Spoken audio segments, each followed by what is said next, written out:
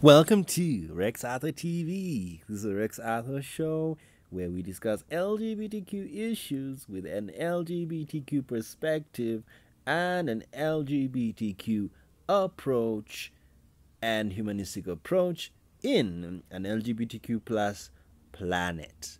Yes, we are. And we have announced the aliens haven't come. The LGBTQ persons have been in this world for thousands of years, and we have just come out of the closet. So it is an LGBTQ plus planet. So you're welcome.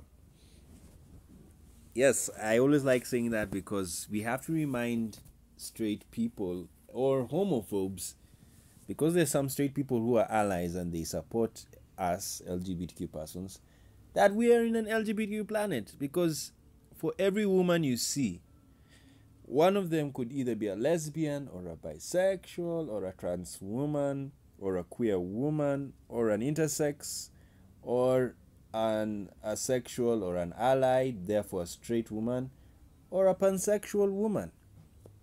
And for every man you see, one of them could be gay, one of them could be bisexual, one of them could be trans man, one of them could be intersex, one of them could be questioning, one of them could be a queer, one of them could be a pansexual, another one an asexual, and another one an ally, therefore straight.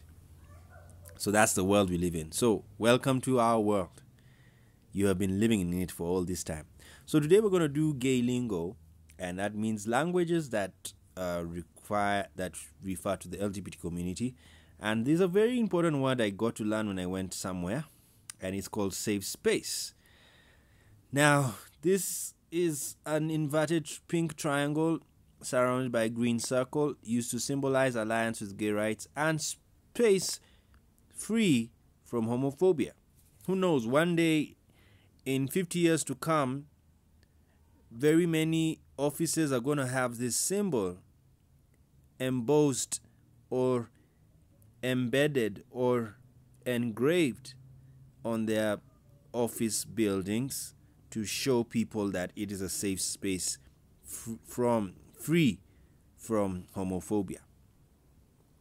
Now, the term "some safe space" refers to places created for individuals who feel marginalized to come together to communicate regarding their experiences with marginalization, most commonly located on university campuses in the Western world, but also at workplaces in the case of Nokia. So there was a lovely thing about Wikipedia. There you are.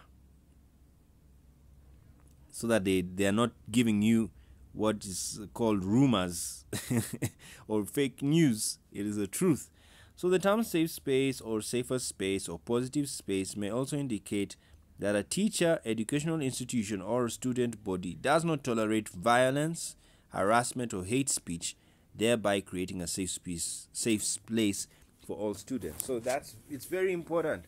There are some places in the world that are not safe. And these are spaces. Now let's focus on the second definition.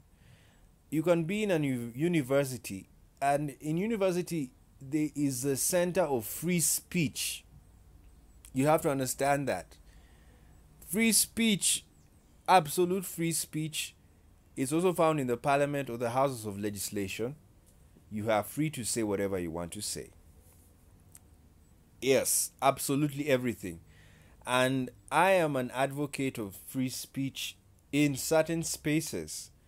Reason being, it's important to know what people think about other people. Yes, I know it's a very, very dicey. That's why I'm doing this video. I like doing dicey and controversial videos because they make people to think. Yes, we need to know what people are thinking about and saying and believe, because when you do, you are able to help out those people and able to solve a problem. Like, for example, anti-Semitism, hatred of Jews. You know, the beauty of the internet is there are free people who are actually exuding hate speech towards a nation or towards a people. Even you have pastors who are homophobic. They just rant out homophobia at their pulpits. And there are some who are racist and they spew out racism on the pulpit. So, or even in the office, even when they're giving a press conference, even sometimes in a family, in the house, you have a meeting and people just spew racism, they spew homophobia, they spew misogyny and all of these things. Now, those are free spaces, that's free speech. So this free speech is sometimes controlled, and one way of controlling it is creating hate crime laws that punish any hate speech. So they are what you call hate crime laws, and hate crime legislation is a new form of excuse me, legislation that is has risen in the past because of the realization that we are diverse. We are diverse peoples. You know, in the past, very many countries were nationalistic. By that, they were only had the indigenous people living there. And even though the indigenous people living there are in diverse tribes or diverse groupings, some countries were thoroughly homogeneous. They never had diverse groups living with them, especially in Scandinavia. Most of Europe was actually very homogeneous until recently. Europe started becoming multicultural in the 20th century. In fact, the reason why Germany and most of Europe, but Germany in particular, committed the Holocaust, the Nazi Holocaust that led to the death of many Jews and LGBT persons, especially gays, it was because of the fact that homogeneity was very common in the society, in the sense that the only strange people in most European societies were Jews, in the sense that they had a different culture. They worshipped God on Sabbath, which was not Sunday. So it was very easy to know who a Jew was, because Jews were different from the rest of the society. Because for the Protestant, Europe was mainly Protestant and also Catholic. And Protestants and Catholics worship on Sunday. Now, when you have everybody worshiping on Sunday, and then you have another culture living in your country that worships on a different day other than Sunday, those people are seen as strange people. So Jews, even though they intermarried with Europeans for the thousands of years they've lived in Europe, they still kept the Sabbath. And so because of keeping that Sabbath, they were because of keeping that Sabbath, they were seen as different people in Europe. They were seen as different people. Now, come after World War II, and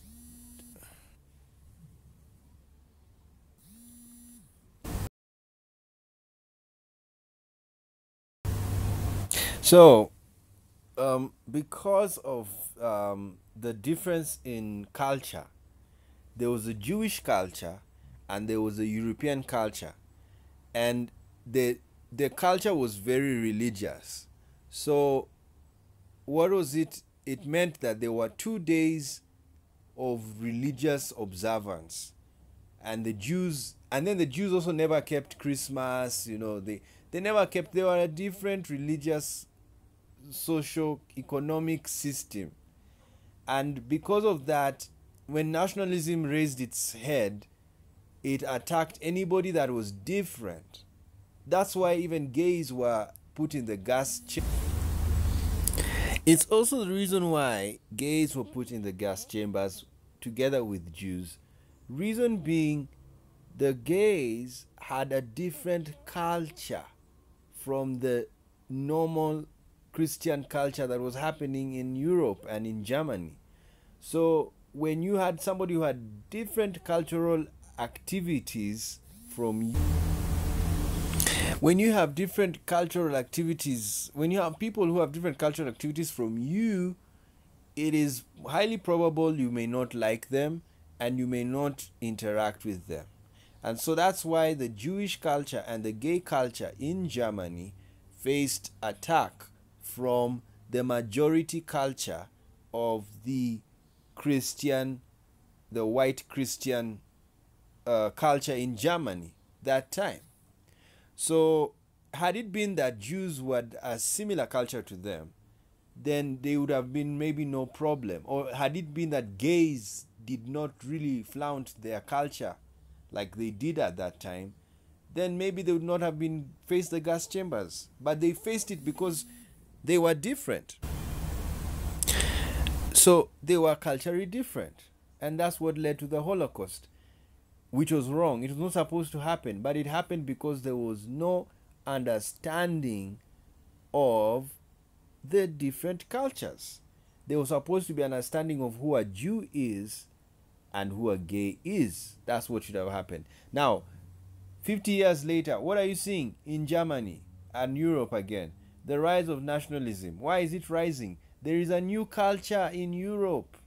It is called the Islamic culture. They have also come to Europe and stayed there. And guess what? They even have a different day of worship. They rest on Friday.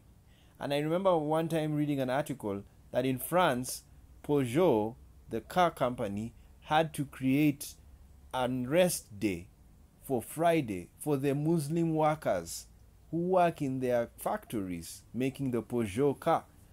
Now, it shocked some people because some people didn't think that Peugeot would think about Muslims, but they had to, because now they have Muslim workers and Muslims rest on Friday. They don't rest on Sunday. Peugeot, being a French company, would naturally close on Sunday, even though France is a secular country. But now there's a Christian culture that France have had for thousands of years that makes them rest on Sunday and not Friday or Saturday. So what you're seeing in Europe again and in America, there's a new culture, but not so much America, mostly Europe. There's a new culture, and it's the Islamic culture. They have a different day of resting, and now the Jews who are also there, they have their day of resting different from the other people. So you find the multiculturalism has caused a lot of problems, and because of that, okay, it's not really problems. Multiculturalism is not bad. It's very healthy. In fact, it's the sign of human progress, because naturally humans tend to be nationalistic, and we're going to do a very good video about the new concept of tribalism. We're going to go through many articles and talk about that. Nationalism is tribalism, and people are practicing it because it is the natural state of the human mind to be tribal or to be nationalistic, to be with your kind, to be with people who are doing what you do. You know, it takes a lot of conscious effort to be with somebody who is doing something different from you or believes in something different. Like for you to have a friend, a Muslim friend, when you are a Christian it has taken conscious effort for you to be a friend with a Christian or with a Muslim. So, and this conscious effort takes a lot of intellectual effort. You need time to understand these people. You need to understand their culture and understand their religious belief system. And I was actually privileged to study in a campus university that took time to teach us about the different world views and cultural systems of the world. Of course, they didn't go so much deep, but it was good enough to make us understand that people are different, and we need to learn to live with one another. And in the course unit, I remember one of the main things, the books we were supposed to read was Samuel Huntington, and he talked about the clash of civilizations. And he said that because cultural and civilizations are very different from each other, there's a high likelihood of fighting each other because we are from different civilizations. So it was a very good course unit. I don't regret doing it. It was wonderful because I got to learn that I need to coexist with people with different cultural views, including atheists, because they espouse the secular worldview. All right. So basically, what I'm just trying to show is that you see, safe spaces and safe places means that you have to be in a place where there is no hate crime perpetuated and no hate speech. Because, of course, there is what you call free speech, but free speech can be abused. So, in the sense of abusing free speech, you will have what you call a hate crime, or what is hate speech. Because free speech should mean speech that has no ad hominem. No ad hominem. Anytime there's ad hominem, you are attacking somebody for who they are. That is now what you should call hate speech, and is a crime. Even in arguing, ad hominem is one of the fallacies in logical arguments. When you are arguing, why do we argue? We argue to solve problems. And sometimes people get so ad hominem. Even you see Trump is the king of ad hominem. He just called Hillary Clinton, she's crooked, she's bad, she's a terrible woman, I mean, give us proof that she's terrible. And even if she is, should that be the point of argument? That shouldn't be. You should argue with somebody on the basis of ideas, and rather than on the basis of identity. Don't argue with somebody because their identity is different from you. Don't argue with a woman because she's a woman. Argue with her because the idea you have is better, or you think it's better than the idea she has. But don't argue with her because of her identity. That's now another topic we need to understand when we're discussing free speech and hate speech. Is hate speech really free speech? Or hate speech is just ad hominem? It is ad hominem because you're attacking somebody for who they are. You are attacking them, and you're using their identity as a fall, missing link. So, when you're in a safe space, it means you are in an institution that does not tolerate violence, harassment, or hate speech. Now, the opposite of safe space is unsafe space, where that place tolerates violence and harassment and hate speech. So, when I was in this workshop and we were discussing about safe spaces, I was saying to myself and to the people there that, actually, there are some countries which are safe spaces. And these are countries whereby they do not allow violence or harassment or hate speech towards people. Remember America and South Africa, they had a period of unsafe space whereby the black people were being harassed and violated, and there was a hate speech. Remember, when you're called a nigger by a white person, it's now being called hate speech because of the history. It was the connotation was negative. And it was because America at that time was an unsafe space, meaning harassment was allowed. Violence was allowed towards somebody of a different identity. Hate speech was allowed. That's the thing. So we are supposed to be building safe spaces and positive spaces. Now let's go through the article. Islamic Council of Victoria, which claims to represent 200,000 Muslims in Victoria, stated that the Muslim community suffered mental health and other problems due to the suspicions to which it is subjected. The IBC proposed that the Islamic community groups be given funds to create safe spaces where inflammatory issues could be discussed without being judged. Government rejected the proposal and instigated a review of government funding towards the ICV. In Canada, positive space initiatives have been prevalent in the post-secondary institutions. Western Ontario, the McGill University and University of Toronto, and of course British Columbia and the Queen's University. In UK, in early 2015, the increasing adoption of safe spaces in UK universities aroused controversy and due to accusations that were used to stifle free speech and differing political views. I won't read everything, I'll let you read. But I remember this in UK, even in the Oxford University, they always have debates.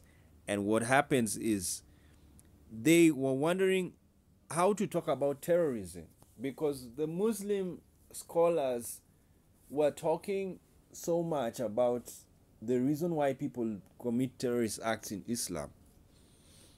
And it was now, people were wondering, what are we going to do with those scholars? And you can see here there was a problem. They had to expel somebody because of violating the safe space rules. And even Theresa May, she had to talk about this. I remember this is the year that thing had happened. And let's read it what he said. She hit out at universities for implementing safe space policies and concerns that self-censorship is curtailing freedom of speech on campuses. The Prime Minister said it was quite extraordinary for universities to ban the discussion of certain topics which could cause offense. She warned that stifling free speech could have a negative impact on Britain's economic and social success. So there's still a war between free speech and hate speech. Now, I agree with Theresa May to this extent that universities should be centers of free speech. I am a free speech advocate. Reason being, if you censor somebody's thoughts on a topic, then when you leave the university, which is a free speech space, this person who has been curtailed from opening up his heart carries those ideas to unsafe spaces in the communities that will then perpetuate the violence that you're trying to stop. So the best way, in my view, is allow only universities to be free speech spaces, and then of course parliament and houses of legislation, so that you can know who is the homophobe in the House of Parliament, who's the Islamophobe, who's the Christophobe. Now Christians are also claiming, yeah, there are Christians in Islamic countries that are persecuted. So like the lady who was to be executed in Pakistan, that one is a case of Christophobia. Yes, it has to be discussed. Right now we have to even tell Islamic brothers that, hey, Christians also feel a bit uneasy when they live with you. Of course, Islam had a system called dhimmi system that protects minorities, but it seems some countries don't really follow that system. So, like Pakistan doesn't. So it's something that needs to be taught to Islamic people and Muslims. So I would say university should only be a place of free speech, so that everything dirty, even ad hominem arguments, can be raised there. But outside universities and outside houses of parliament, we should not have ad hominem attacks. That's where hate crime now should be measured, outside the universities, because a university is a place of intellectual discourse, and that's why ad hominem fallacy is not banned from an intellectual discussion, but it is the lowest. It's what you call hitting below the belt, if you know boxing, and it shouldn't be encouraged. If anything, if you have an argument and the person is so ad hominem, uses a lot of ad hominem points, just know that person has nothing to say, because really in an argument you're not supposed to focus on the identity of the person. That's why it is hitting below the belt. You are supposed to focus on what they have said, whether it makes logical sense or not, but don't focus on their identity. Okay, now like the United States, the concept originated in the women's movement, where it implies a certain license to speak and act freely, form collective strength, and generate strategies for resistance. A means rather than an end, and not only in a physical space, but also a space created by the coming together of women searching for community. The first safe spaces were gay bars and consciousness-raising groups. So you can see the LGBT community and the women's movement really depended on safe spaces, so they could open their hearts. You know, like it's true, a woman could not open her heart about patriarchy in her office, because if she says that and declares that the employer is so patriarchal, I mean, is so misogynistic, that's enough to sack her. So what happens is, these women used to go to the free spaces, the safe spaces, and discuss their issues openly. And that's same to the gay people. You know, gay people at that time in America could not come out and say they're gay. They would lose their jobs instantly. So to open up their hearts, they would go to the gay bars and call them safe spaces. In 1989, the Gay and Lesbian Urban Explorers developed a safe space program. And that's when they created the symbol, the inverted triangle. And they said, advocates for youth said a safe space is a place where anyone can relax and be fully self-expressed without fear of being made to feel uncomfortable, unwelcome, or challenged on account of biological sex, race or ethnicity, sexual orientation, gender identity or expression, cultural background, age, or physical or mental ability. A place where the rules guard each person's self-respect, dignity, and feelings, and strongly encourage everyone to respect others. However, some people consider safe space culture as a violation of the First Amendment and a mechanism for retreating from opinions which contrast with one's own. Yes, of course, the safe space theory and safe space concept is being attacked that is violating the First Amendment, whereby you're free to express yourself, and because you're told not to share your opinions. When you're in a safe space, please don't hurt anybody. So to some people, they feel that's violating the First Amendment, and others, to them, they feel it is it's the best way to interact with other people, because people should feel welcomed. People should feel loved, and they should feel comfortable, and should not be challenged of being who they are, you know. So in general, these may be individuals or institutions which support a safe space for LGBT students and employees. They may also offer mandates training on diversity, including a safe space in the organization's mission statement, develop and post a value statement in the organization's office, online or on printed documents, or in part of a coalition. Encourage the coalition to include being a safe space in its mission and values.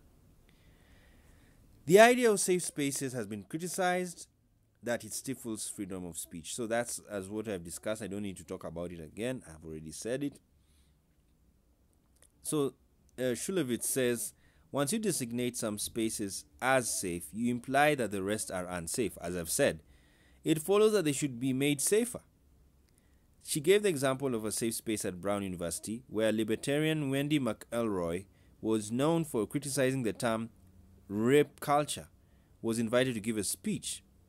The safe space was intended to give people who might find comments troubling or triggering a place to recuperate. The room was equipped with cookies, coloring books, bubbles, Play-Doh, calming music, pillows, blankets, and a video of frockling puppies, as well as students and staff members trained to deal with trauma. So Wendy went there and to give a speech, and it means that where Wendy was going to give a speech was a safe space. And according to Shulevis, saying that there are some safe spaces and other places are unsafe, and the unsafe spaces should be made safer. That's what she was trying to say, that she's not a fan of the distinction of safe spaces. Good. Stephen Fry, our favorite friend, who is gay, happens to criticize safe spaces and trigger warnings as infantilizing students and possibly eroding free speech. And Frank Furedi and Candace Russell have similarly stated that safe spaces contribute to echo chambers surrounded by like-minded people, insulating those inside chambers from hostile or negative speech. Other known speakers who have criticized the concept of safe spaces include Christina Hoff Summers and Steven Crowder. The Atlantic reported in 2016 that safe spaces were considered by some to be resegregation. Yeah, and this is a very important thing. I don't know, we are like flowing in the what do you call, in the intellectual space, because we're going to discuss tribalism today. And so these people are saying that safe spaces could be places that support resegregation. You know, like you may find if you're black people and you are being discriminated against, you get your safe space, and then a white person comes, then you'll say, no, you can't come in because I feel uncomfortable when I say a white person. I begin to think about all the racism and all the negative feelings I get from when I see a white person. So please don't attend this session. So basically, that's like segregation. That's what people are trying to say. So, okay, this is how I'd put it. I would put it this way. They should be safe spaces and free spaces.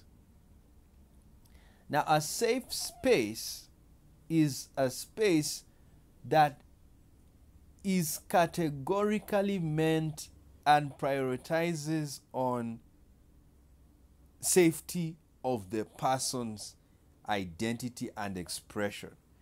Therefore, it should be allowed. People can be allowed. You can, in a group, you can even literally tell somebody not to come. It can be exclusive. It's a safe space. And if anybody in that space feels that there's a person here who makes me feel uncomfortable, they should raise it to the one who organizes the whole place, and that person should alert that person to leave the space, because a safe space is not necessarily a free space. And this is how Stephen Fry and maybe Theresa May should have addressed it that way, that universities are free spaces, but it is not that they should be safe spaces. And what we mean by safe spaces, a university, you should be prepared for any argument, even ad hominem. You know, ad hominem is not attacked. The reason why ad hominem is part of logical argument is because it is an argument. It's just that it's not a wise way of arguing. But you cannot stop someone from arguing using ad hominem. Like Trump was not banned from debating, despite the number of times he called Hillary Clinton crooked. You see, that was a debate. It was a logical debate on issues affecting America. Of course, sadly, it can lead. It led, in my view, I think Trump won because of that. He knew how to use ad hominem, but it's not the best way to lead or to be a policymaker, because if all you do, if making policy will only be about attacking someone's identity, then you are not a good policymaker. Policymakers should argue with somebody's policies based on the quality and the effectiveness of that policy, but not the identity of the person. That one. So, like, what is supposed to happen when you have a debate like that and the person is ad hominem, there should be a debate ranking, whereby you have a panel of academics, very strong experts in logical analysis and experts in arguments and experts in logic. These are philosophers. They will be the jury of that debate, and they will pick out the politician that is living in ad hominem forever and the one who is not necessarily living in ad hominem, and give points.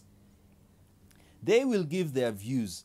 The audience will have their view, whom they think won the debate. But the jury of experts of the debates, the academics, they will give their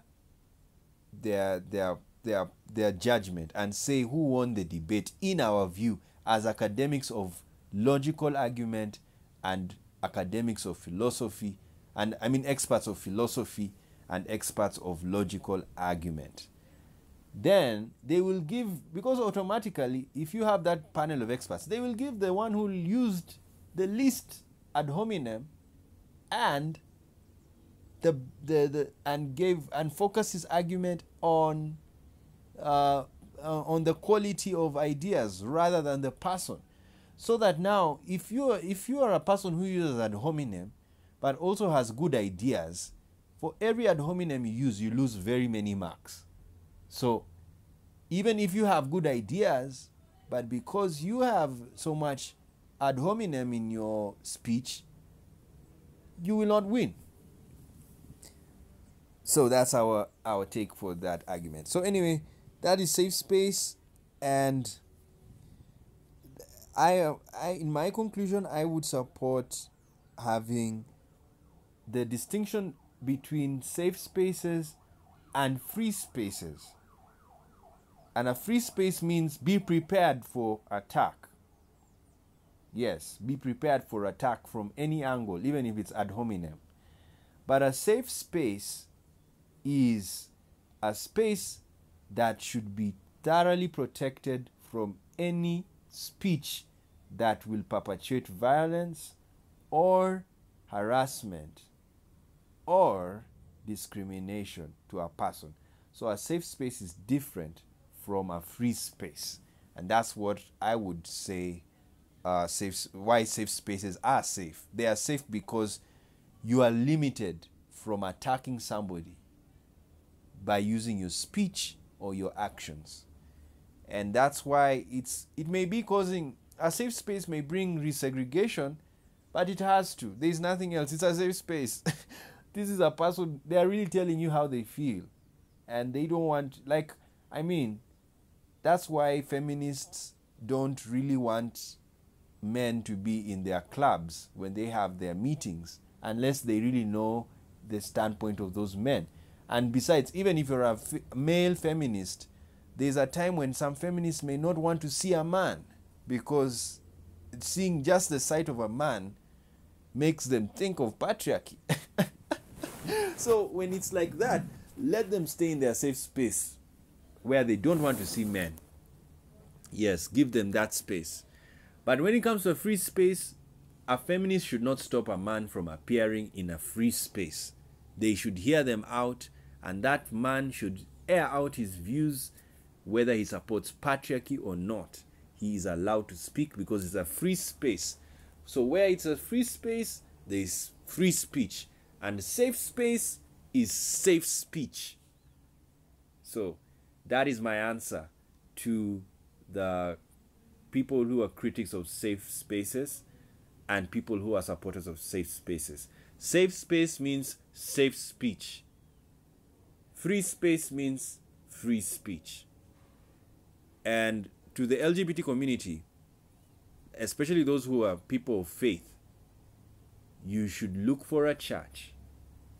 If you find a church that really violates you psychologically, you should attend a safe space church and an LGBTQ. That's why right now the affirming churches are the most important churches and most important religious faith spaces for LGBTQ persons. Even a mosque, yes, even a temple, even a synagogue, even a religious center that is a safe space will have safe speech, meaning safe sermons, safe sermons and safe songs and safe interactions. That is what a safe space is all about.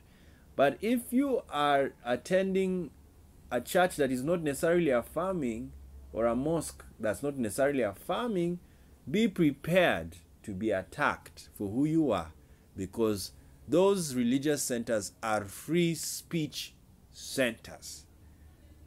But as Judith Shulewith has said, there is coming a trend that the more we are creating safe spaces, the more the unsafe spaces, or what you should call free spaces, will be controlled and become safe spaces, therefore centers of safe speech. And that's where we should be going.